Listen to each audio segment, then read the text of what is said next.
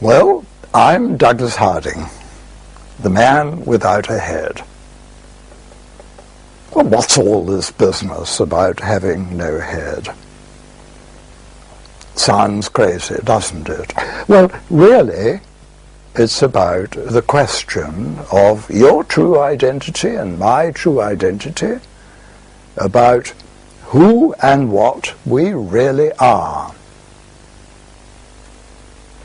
Now, there's a difference, isn't there? I would say a total difference between what we are for ourselves at center, that's our reality, where we're coming from, and what we are in appearance out there for others at a distance. Now, they've got to be different. How could I be here, right here, at 0 inches from myself, what you find me to be at, 3 or 4 feet away? Got to be different. So, to put it all in a nutshell, I promise you I'm not a bit what I look like. Thank God. And I would suggest that you are in a similar position. And it seems to me that we have really not got this straight. What is the difference between what I am to myself, that is my central reality, who I really am, and my appearance? Or my appearances are many, and they depend, don't they, on how far the observer is away. They depend on the lighting and 100 other factors. Appearance, very variable, very interesting, very true. We all have appearances. Question is, whose are they? And that's what this tape is all about, who we really are.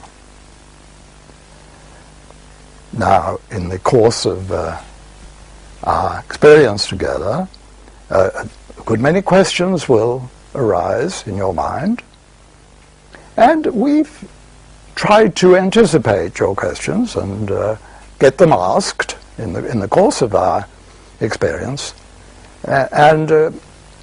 These are the kind of questions that probably will occur to you, and I shall do my best to answer them. Why go into the question of who I really am? Well, I can tell you why I find this question so important and so fascinating. And I think my first reason for going into this whole question of my true identity is a kind of thankfulness at having happened. You see, it's as though one needn't have happened, isn't it? But having happened and being, I suppose, capable of asking such a question, who am I, or what has happened, it seems so chicken-hearted and unadventurous to live and die without ever inquiring who's doing so. I mean, can you really think of any question more interesting, more worth asking than who am I? Can you really think of anything more important? You see, after all, if I'm living from a lie, living from who I'm not in imagination, I'm surely going to snare up my life. Isn't it rather important, not only a fascinating question, but an extremely important practical question, to live not from a lie, but from the truth of who I am? Now, when you're using a tool, it's a good thing to know whether it's a saw or a hammer, etc. Otherwise, you might do yourself a horrible mischief. Well, you are, and I am, our tool for living. You're your tool for living. Now, it's a good thing to find out what the tool is. And I would say, at this point, I would really say this, that if you're like me, you've got it wrong. I mean, we've been told what is not true, because other people have told us what we are really, and we've listened to them, not realizing that on the question of who we are, right at the point we exist at the center on this question, and nobody can tell us what the answer is but ourselves. You are the sole and final authority on what it's like being you now, right where you are. Nobody else is in a position to say. Now, if you get that answer right, if you really get it right, convincing to you and true, I think there's a presumption your life is going to be more together, more sensible, more meaningful, more interesting, more fascinating, more important. In a way, without it, doesn't it lack dignity? Your life is meaningless and lacking in the dignity it could have, surely, if it's not conscious. So this question, so far we've seen that this question of who I am is A, surely fascinating, and B, surely practical, important. Now, there are two reasons, but I can think of another one which is pretty important too. Now, during the course of the last 2,000 or 3,000 years, the wise ones of humanity, certain of the very, very wise ones who are now regarded as the great ones of our species, well, they put out a rumor, a very strange rumor, that right where you are is incredible splendor and treasure. In fact, what they're apt to say about your real nature is almost embarrassingly complimentary, splendid, wonderful, beyond belief, marvelous. They have said, these great ones belonging to all sorts of religions and sometimes none, what they have said, that who you really are is a wondrous and marvelous thing. And that, well, I can tell you what some of them have said anyway. They have said that you, really you, where you are not a product of the whole darn world. You are the source of the whole thing. The source, where it's all coming from.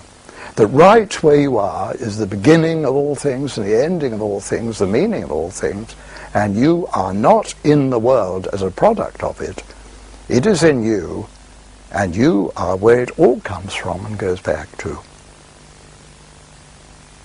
Now, it's worth an hour, isn't it, of our valuable time to go into this question. Now, if you had a letter from your bank manager, or a phone call from your bank manager saying some well-wisher, some uncle you've never heard of left you £1 million, I think you would check up as to whether, you know, he got it right, or whether there was some mistake. Or you might even write a check and see if it bounced. Fat check. But here, these people, they're very great ones, they have said, beyond measure you are richer and more splendid than all the millionaires in the world put together. So again, it's worth surely an hour, 3/4 of an hour of our time to go into this question. Who we really are. Does our appearance out there, very human appearance, very ordinary appearance, does it conceal a hidden splendor, a magnificence, a wonder right where one is? And that's what we're going into at this time. Well, other reasons, you may have other reasons, just sheer curiosity. I think those really will be enough to go on with. And surely, above all, I would say this is a practical question to ask. It's going to make a difference in my life if I'm living from an experience of who is living that life, or a true experience, or from illusion. And I would say this, that my experience so far of going into this question is that everything I had been brought up to believe about who I really am was upside down and wrong. Everything, about everything. It's as though to become a member of the human club one has to espouse a whole range of fictions and live by fiction, not by reality. Now that wouldn't perhaps matter so much if this weren't pretty lethal, a pretty desperate thing to live from a lie instead of from the truth of who I am. So I guess those are some of my reasons, and I leave you to find your own, but I guess those may be some of your reasons too for going to this question now with me in all seriousness. How can I actually experience seeing who I really am? Well, let's go into this together now. Very, very simply and very directly. Very easy. Absolutely obvious what we shall share together now. It's obvious if we look. Stop believing things and just have a look, as if for the first time. Now, let's just look at a very simple question first of all. How many eyes are you looking out of in your own experience now? I mean, you can see my two little things here, two little windows here. Two. Now, in your own experience there, are you looking out of two little holes, two tiny holes in a kind of meatball? Or is it rather like a great big eye or great big window you're looking out of, undivided? Huge open space, actually without any edges at all. Now, isn't it incredible that we spend our lives thinking we are actually looking at the world out of two little peepholes at the world?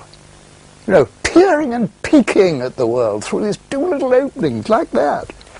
Whereas, in fact, when we look, surely, when we have the simplicity and the courage just to look at where we are, aren't we experiencing this living from this great openness here, the single eye, if you wish? You know, in the East they talk about having a third eye. Well, I don't know whether it's a third eye, but if it is, my problem is not looking out of my third eye. I never looked out of anything else, did I? Nor did you, I'm sure. That's what we look out of, isn't it? This great big window. So it's not a question of looking at what we're looking at only, but looking also simultaneously at what we're looking out of. You see, it's the second part we didn't get right, or we didn't bother with. What we're looking at is important. What we're looking out of is, I suggest, more important. And now you see, don't you, right where you are, there is this wonderful, great big open window. Now, for a start, you can see how different that is from everything we had been brought up to believe. And so simple, it's absolutely obvious. Now, you can go on from there. What you're looking at is a face, Douglas's face here. Now, what again are you looking out of? Are we face to face at this time? Are you and I confronting one another face to face, symmetrically? Or is it face here and no face where you are? So that your absence of face is filled with the presence of my face. You have my face now. Is there any other for you at this moment? Now, you know, we all believe language, don't we? We don't bother to look. I mean, whoever questions this business of being face to face that we talk about, or confrontation and so on, whoever questions it. Now, the question I'm putting to you is, have you ever, ever, ever in your life been face to face with anyone or confronted anyone? You know, like this. No wonder we have head-on collisions all the time, you know. Well, I'm suggesting that they're the trouble. This is not a head-on collision when we do that. It's a head-off non-collision. Trading faces. You know, that's what we really do, isn't it? Non-confrontation. So now you've got it. There are all sorts of ways of looking at this. Anyone will do just to get the point.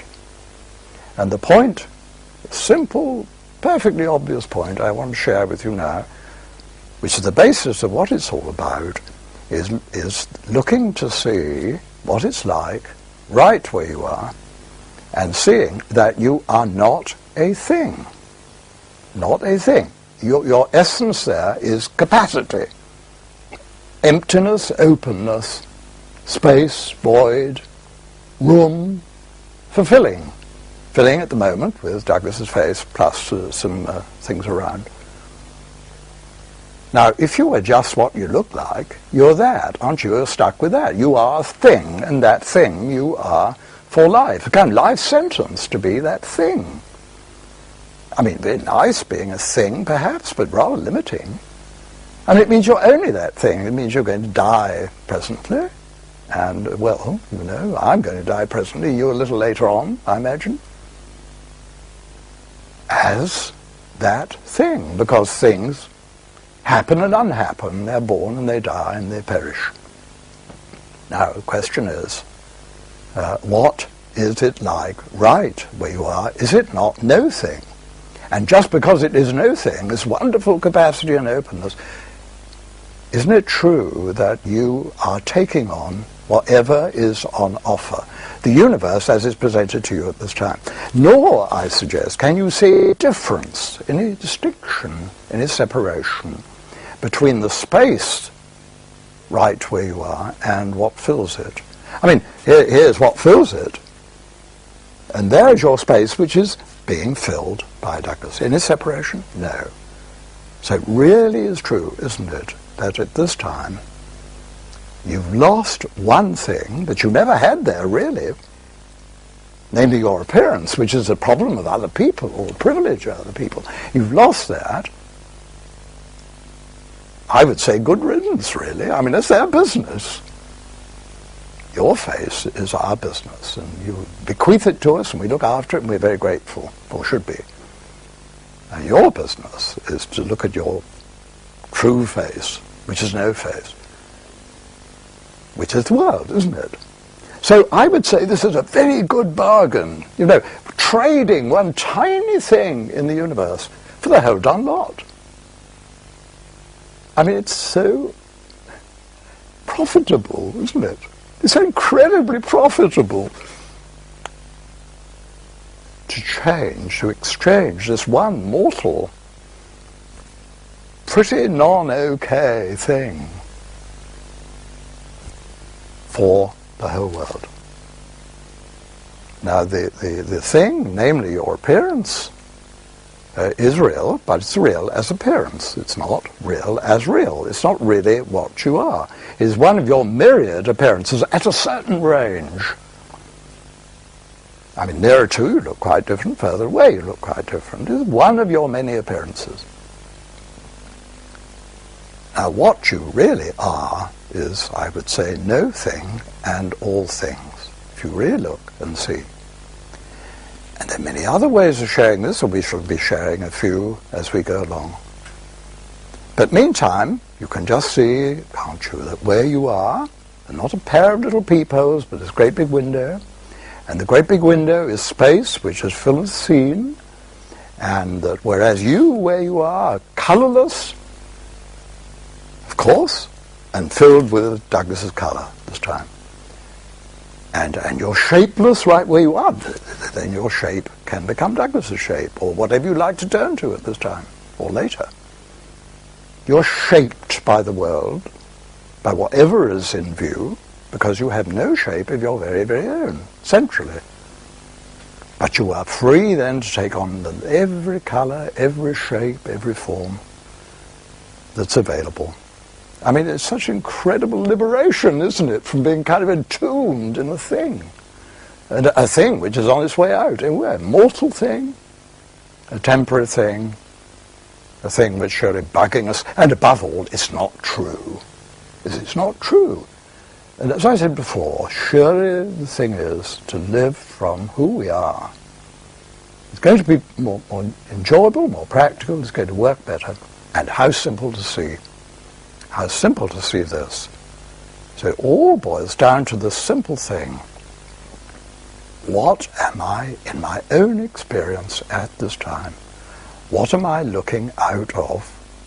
Because that's real, that's my reality, as distinct from what I'm looking out of. And, as distinct from what I'm looking at, and as distinct from my appearance for you. You've got it, can't possibly not have it. So that is the basic experience. And we'll go on and perhaps enlarge on it later on. Exactly what difference will this make in my life? Well, let's look first of all at the business of personal relationships.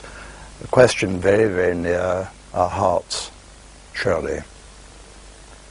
What effect would this experience have on our personal relationships? I would say it has a profound effect on them. Because you see, personal relationships are, as commonly conceived and practiced, based on this idea of confrontation, of face-to-face, meeting, of face-to-face encounter. In fact, the word relationship implies it's a kind of symmetrical thing. Now, of course, it is a symmetrical business for a third person who's looking at the whole business from outside. But for you relating to me at this time, you can see, of course, it's utterly asymmetrical. And it is not a face-to-face situation. And for me, why? I've never been faced, I promise you, I've never been face-to-face with anyone in my whole life. Now, you can really interpret this as a kind of love. I don't mean sentimental, gooey kind of love. I mean the really factual basis of love. What I'm suggesting is, if we really look at what it's like where we are, surely we can see we are built for loving. We're built open. We're built as capacity for the other one, the loved one, or the one who is perhaps not consciously loved so much. We disappear in his or her favor. Not because we're very nice or loving people, really, because that is the way we are. To vanish in favor of that one there. Now, if I'm relating to my boss or my employee or my wife or my child, it's going to make an enormous difference if I experience myself as space for them to happen in. It means that I am going to let them be what they are. Because space has no way of manipulating and using and exploiting them. Space is very patient, very hospitable. And in a certain sense, is the very basis of loving. And if one experiences oneself as space for the other, one listens, one looks, one attends to the other, and the other one feels attended to, feels entertained and valued.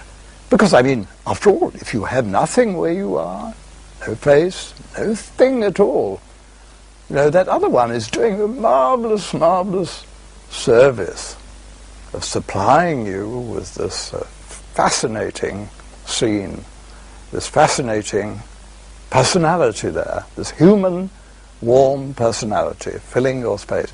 So it's a totally different thing from the imagined basis of our personal relationships, which is a symmetrical one, like that.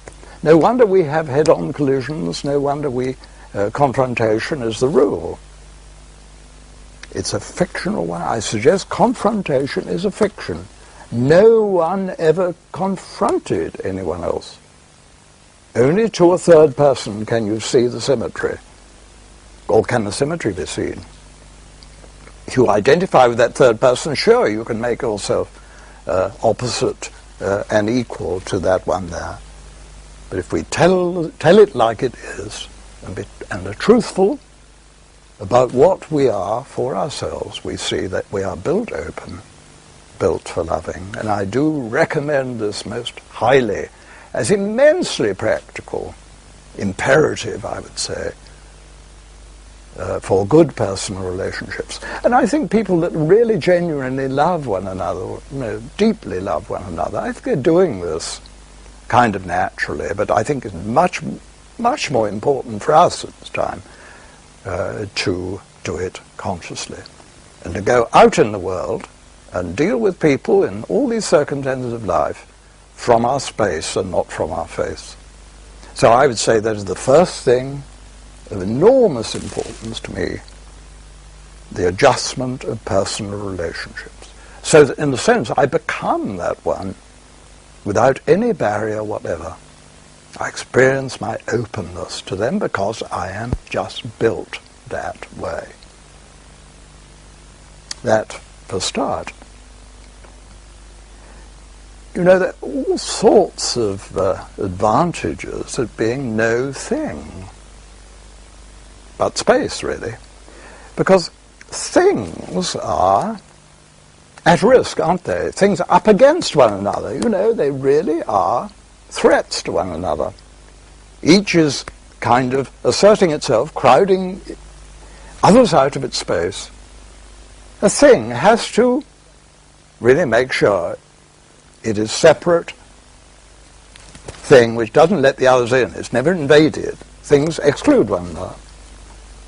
And that may have certain attractions, but it certainly makes you, if you are a thing, it makes you terribly at risk, and I would say basically frightened, because things perish.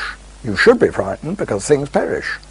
Now, if you are no thing, it raises the question of whether you can perish at all.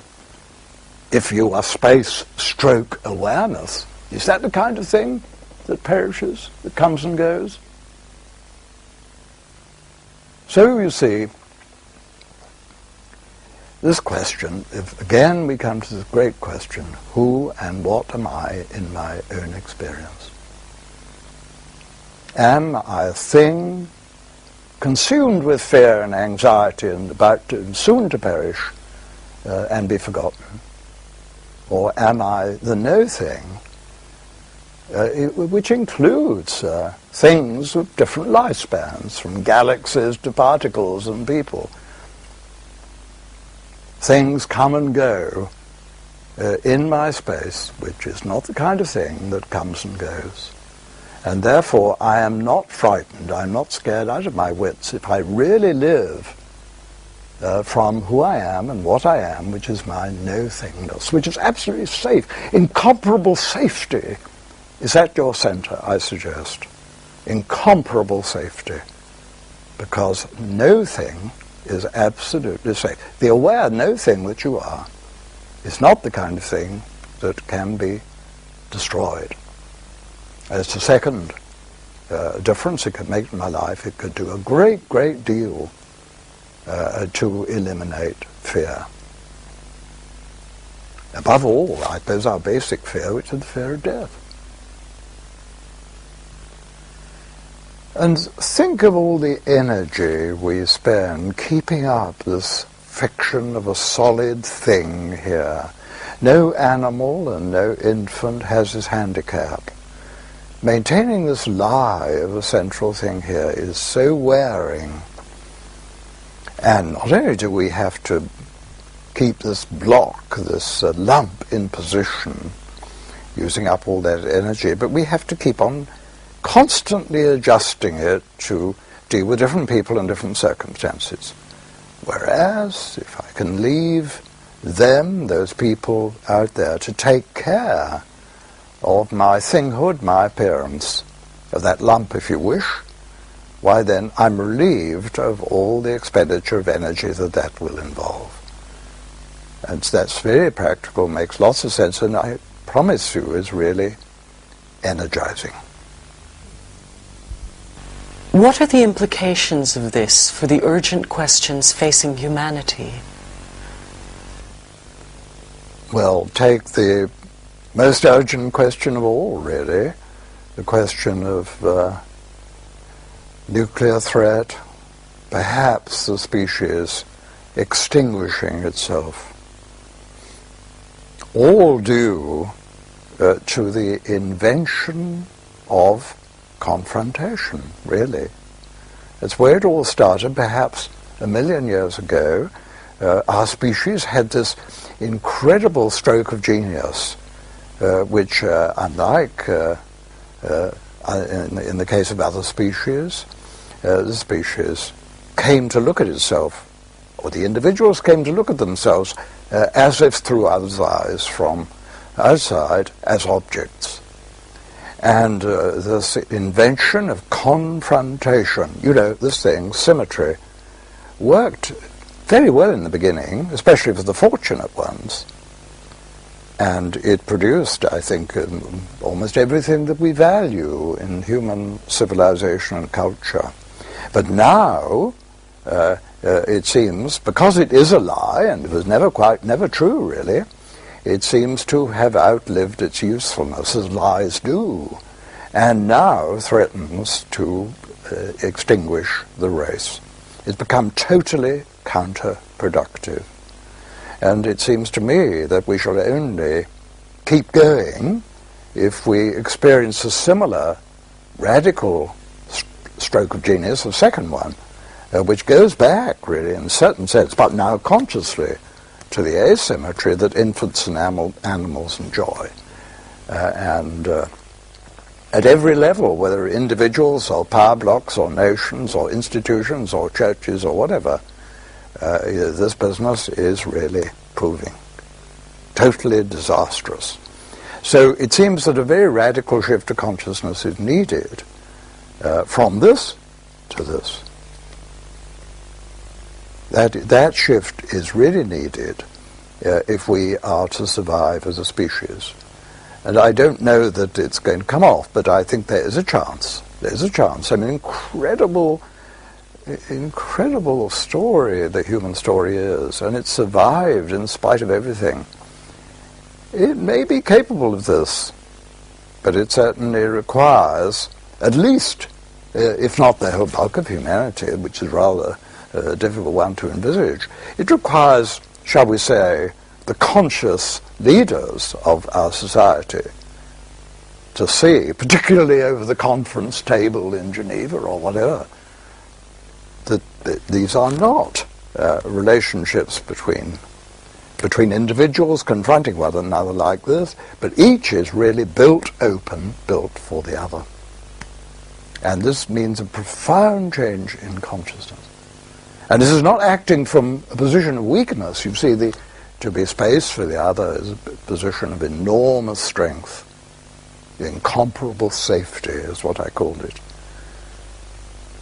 Now, other questions, such as race and colour. Now, supposing a black man is in a room full of white people. Well, who has the black face? To whom is the black face given in that room? Not to the alleged black man. All the white people looking at him take on his colour, don't they? You see, your colour, like your face, is something that other people take care of. Because we all know that inside, really, we aren't what we look like. But this is such a simple, incredibly simple solution to this whole silly question of our colour and race. There's another thing which, if it really took off here, could make an enormous difference. Enormous difference. A black man is not a black man intrinsically, and a white man is not a white man intrinsically.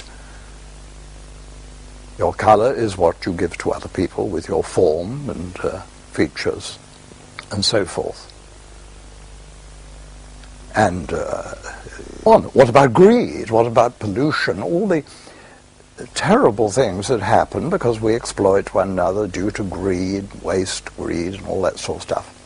Polluting the environment, exploiting people, exploiting poorer nations, and so forth.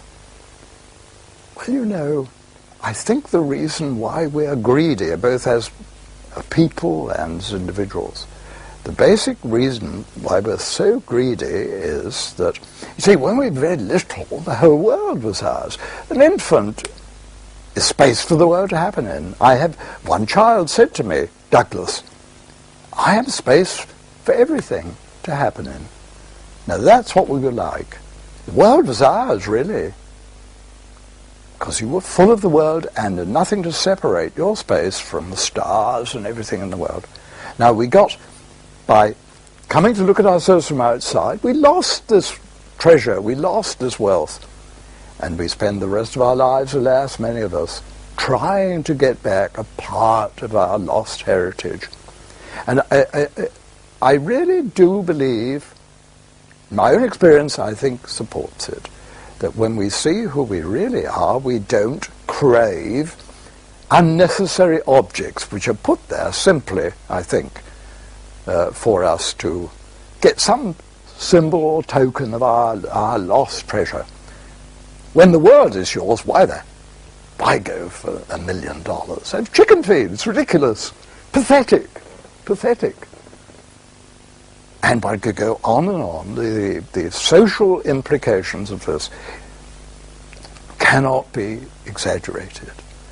And it means a radical change of consciousness, but we did it once before, and we can do it again. And it doesn't mean we have to lose all the advantages of that interim period when we had this confrontation myth going.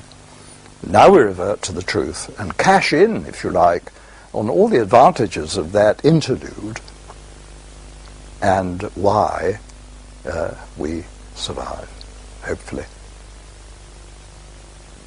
This could sound mystical and religious.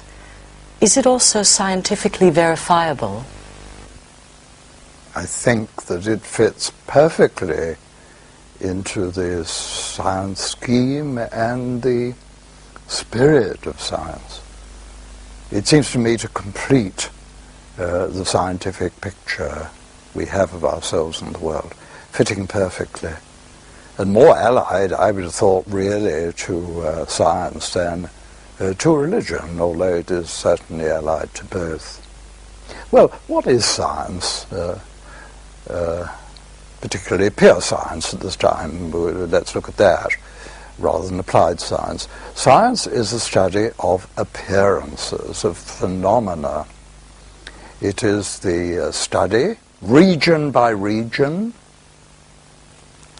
of objects. Now, if you look at objects from a certain range, you get, say, a living object. Say, looking at me from a certain range, you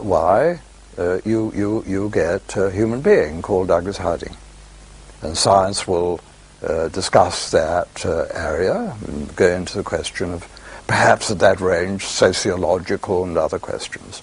Now, a biologist or cytologist coming nearer will come to a region where this is appears as tissues and cells and so on, and then he brings up his microscope to investigate that.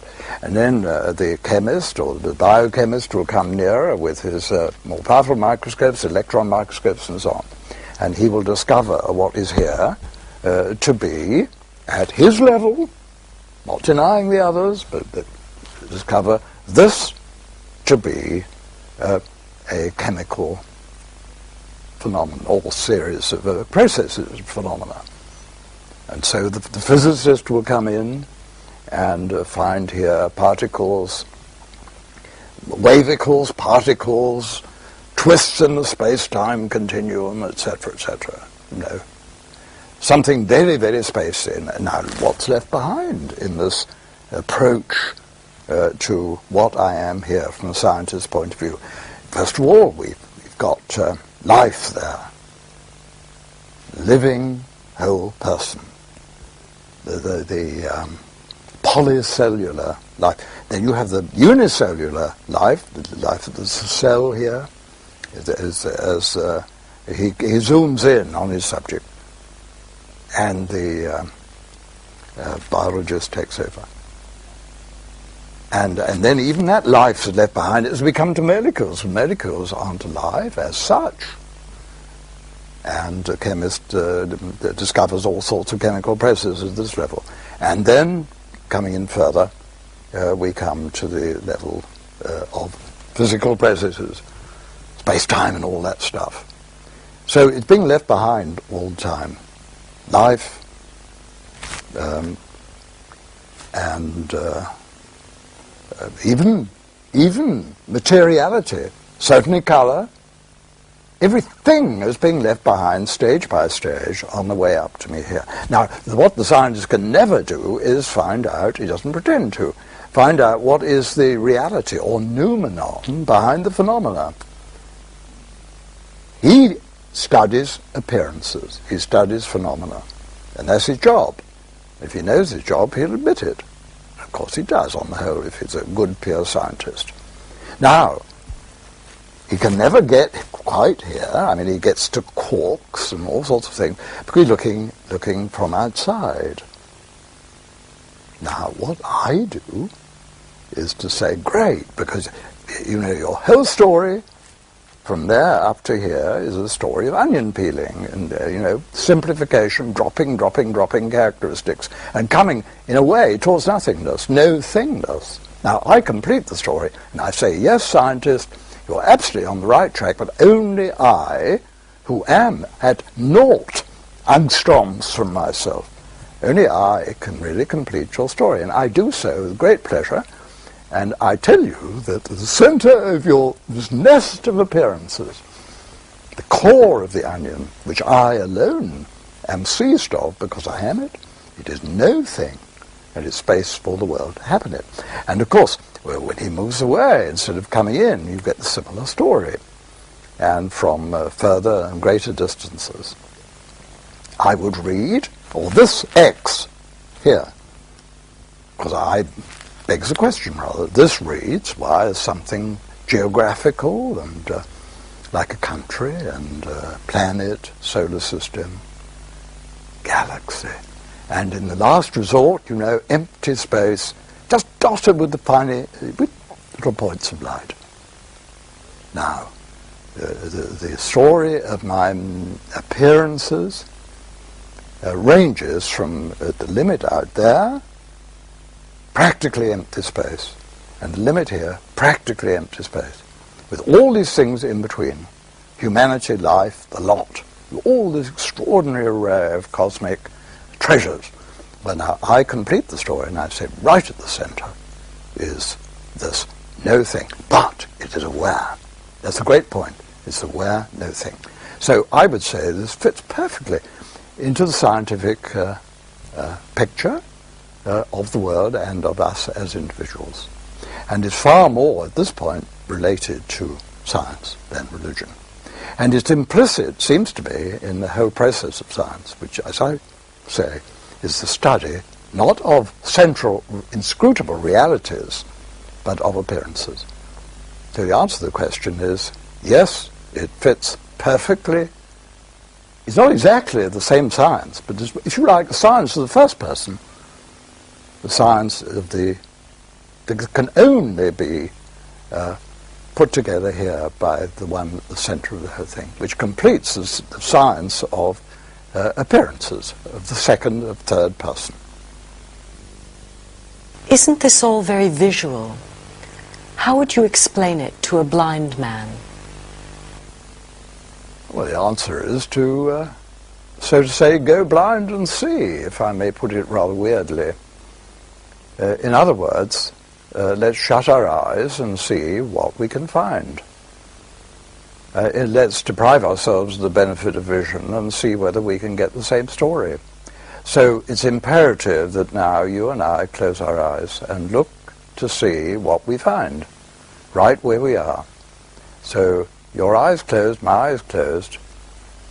Please look for your boundaries, seek your boundaries now. Can you count how many toes you've got on present evidence? Have you any shape now on present evidence? Isn't your experience now of boundless space really full of certainly various sensations and thoughts and feelings and so on, but to be in a body now, what does it mean? Aren't you as spacious now as you were when your eyes were open? You know, I have blind friends who say, Douglas, this is one thing I can see is who I am now. And of course we can see it now. We can see that we are space.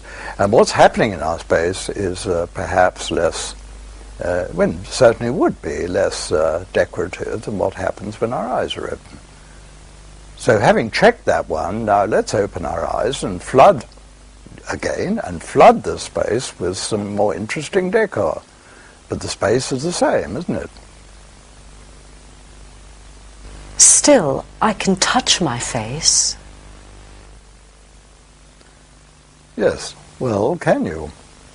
You see, we've been losing our faces, hopefully.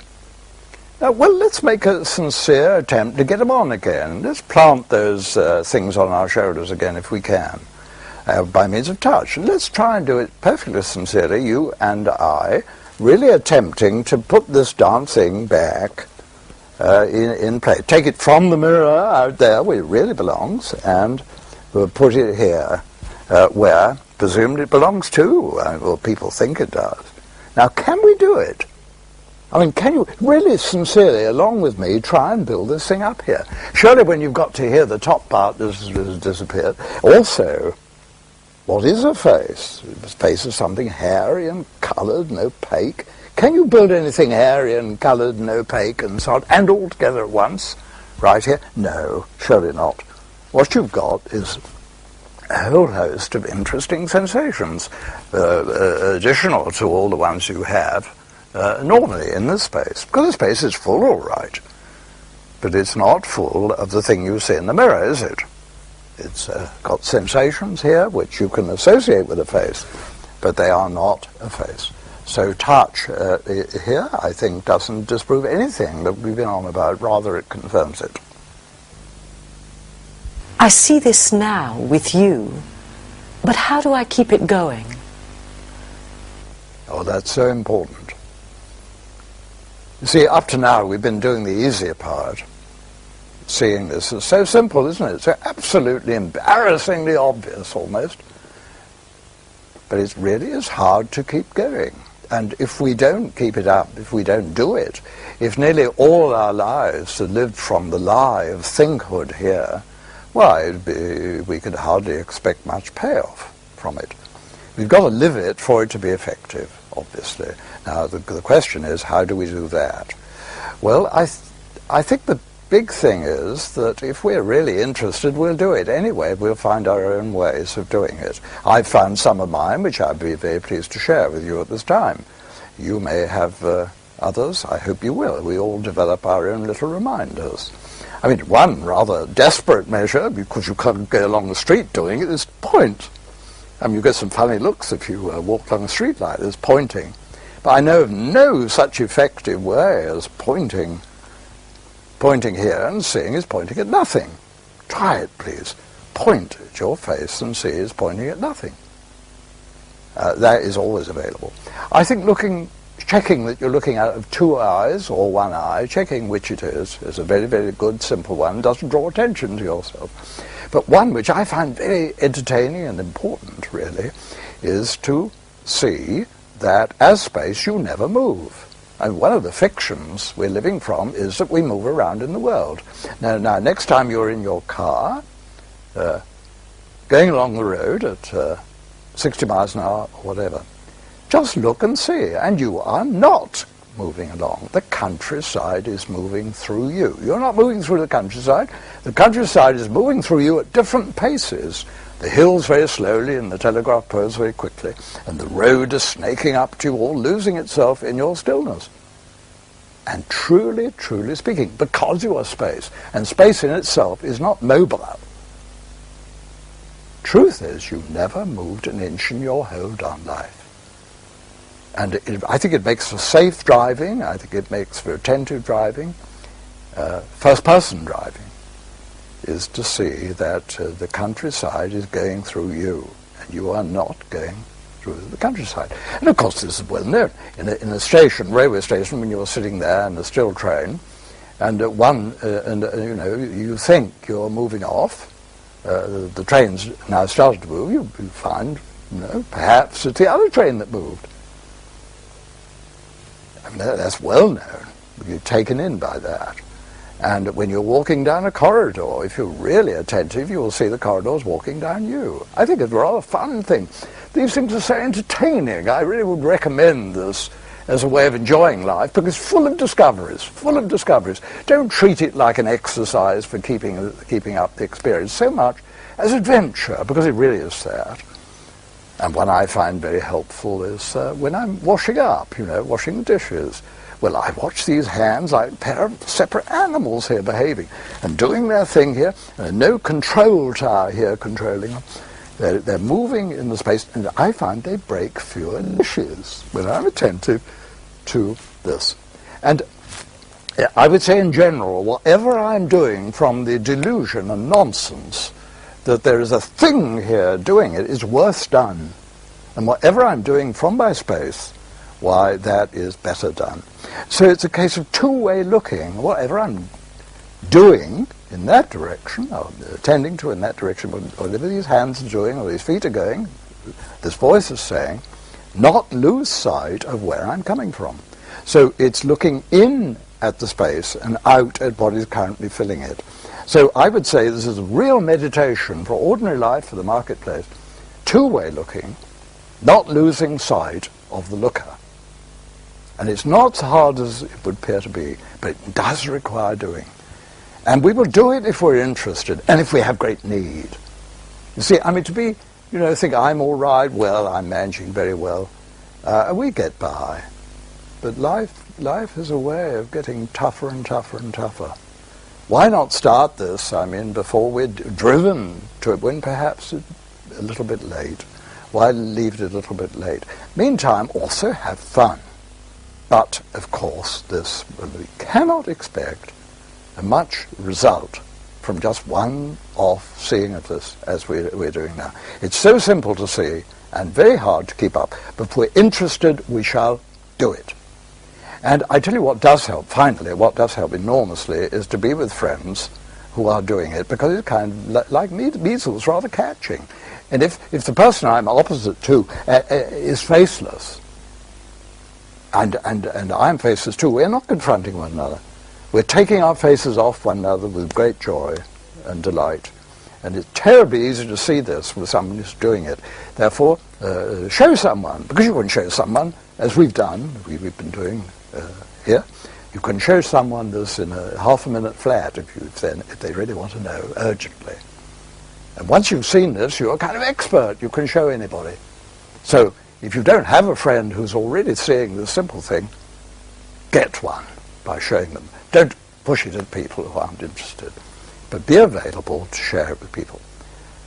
Well, that's a selection from the many ways of keeping this alive. But it is important to keep it up. Could we have one more look at the essential experience? Yes, indeed, we can. And this will be the final test, if you wish. But it's between you and me as individuals, just the pair of us. And it doesn't mean that if you're watching this tape as a group, you have to switch off at this time. It only means that the experience will lose some impact, and it will deserve repetition as individuals later. And it's the experience of the tube. And I have the tube here on my lap, and I'm going to demonstrate how we use it. And what you do is to put your face in one end of it, like this, right up to the bag, so the tube itself, in this way. And you go along to the television screen, take the tube up to the television screen, and fit the other end round my face on the screen, where I am going to ask you some questions in the tube. So, will you go up the screen, please, now, and be comfortable in front of it, and I'll start firing questions.